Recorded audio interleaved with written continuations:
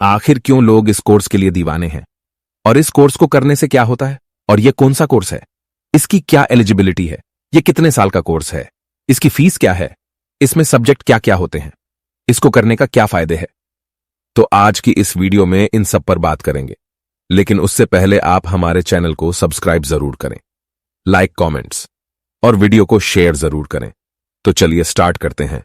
जिस कोर्स के लिए लोग इतने पागल हैं और उस कोर्स को करने के लिए लोगों में उत्साह बढ़ रहा है, उस कोर्स का नाम बीएड है। और आखिर लोग क्यों पागल ना हो इस कोर्स के लिए। इस कोर्स ने टीचिंग की दुनिया में एक क्रांति ला दी है। आज के दौर में शिक्षा ही सब कुछ है, और जैसे जैसे शिक्षा बढ़ रही है वैसे वैसे स्कूल, कॉलेज, यूनिवर्सिटी भी बढ़ रही है। अब उन सभी में शिक्षा को पढ़ाने के लिए शिक्षक की भी जरूरत होती है। तो शिक्षक बनाने में बीएड एक अहम भूमिका निभाता है। बीएड की फुल फॉर्म होती है बैचलर ऑफ एजुकेशन होती है।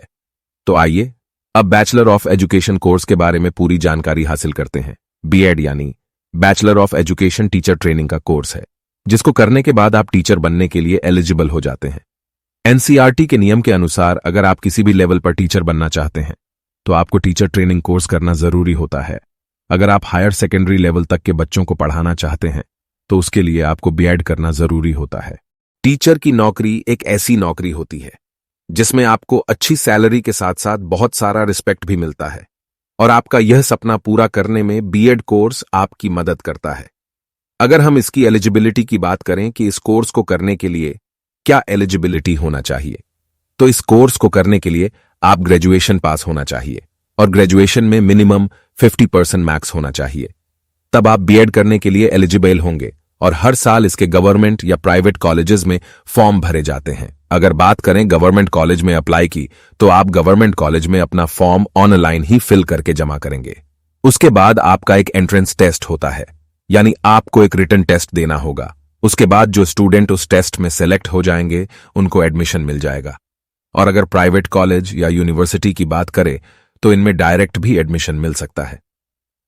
बीएड कोर्स के दौरान छात्र क्या सीखते हैं?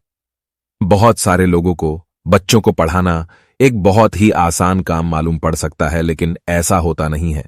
बच्चों को उनके लेवल पर जाकर पढ़ाना, मन को समझ पाना एक बहुत ही जटिल प्रक्रिया होती है।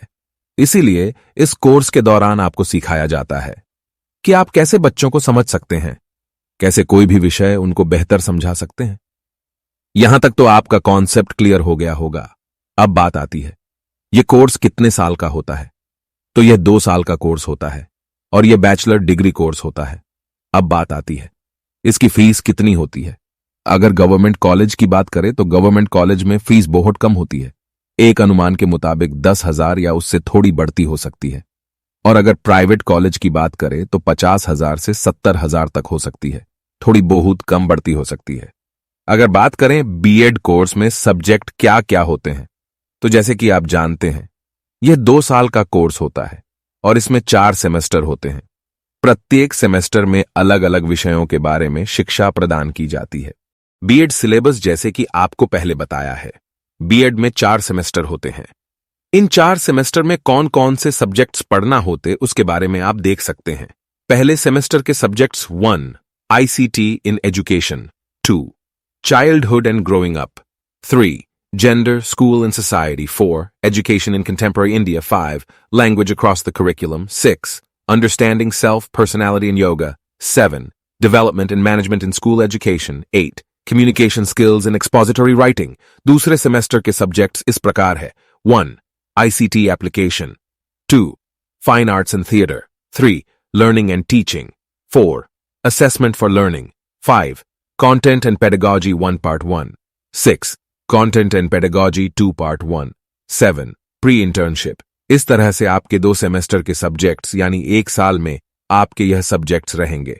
इसी तरह तीसरे सेमेस्टर के सब्जेक्ट्स इस प्रकार है: 1 Content and Pedagogy 1 Part 2, 2 Content and Pedagogy 2 Part 2, 3 A Simulated Lesson with ICT Mediation, 4 Observation of Demonstration Lesson, Video Lesson, 5 Simulated lessons with the integration of skills including instructional materials, 6 School Internship।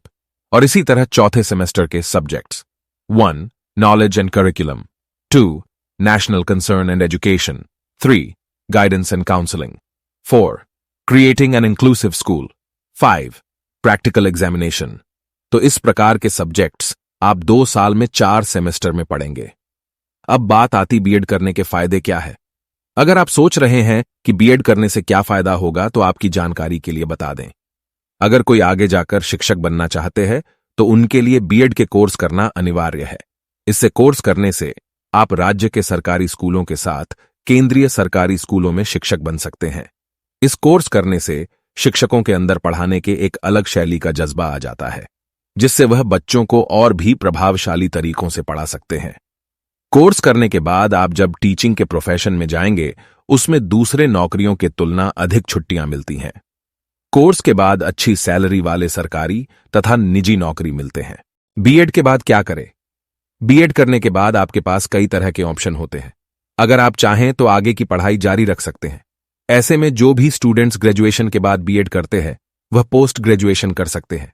इसके अलावा कोई चाहे तो BEd करने के बाद शिक्षक बनने के लिए जो एग्जाम देना होता उसके तैयारी कर सकते हैं। मुख्यतः इसके लिए 2 प्रकार के एग्जाम लिया जाता है।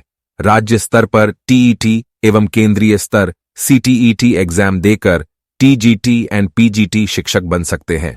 यहां आप कुछ पद के नाम देख सकते हैं। स्कूल शिक्षक, प्रिंसिपल, वाइस प्रिंसिपल, प्राइवेट शिक्षक, educational consultant, counsellor, instructor education, researcher, content writer. BEd के बाद सैलरी। बीएड करने के बाद सैलरी कितनी मिलेगी यह निश्चित रूप से कहना मुश्किल होगा, क्योंकि सैलरी कुछ विशेष बिंदु के ऊपर निर्भर करती है, जैसे कि काम के क्षेत्र, काम के पद, काम के एक्सपीरियंस आदि।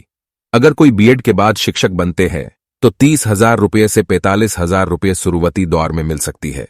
तो दोस्तों, हमें उम्मीद है अब आपको बीएड के बारे में सब समझ में आ गया होगा। अब इसी के साथ विदा लेते हैं, फिर मिलेंगे एक न्यू वीडियो के साथ। और अगर हमारी वीडियो आपको अच्छी लगी हो तो हमारे चैनल को सब्सक्राइब जरूर करें। धन्यवाद।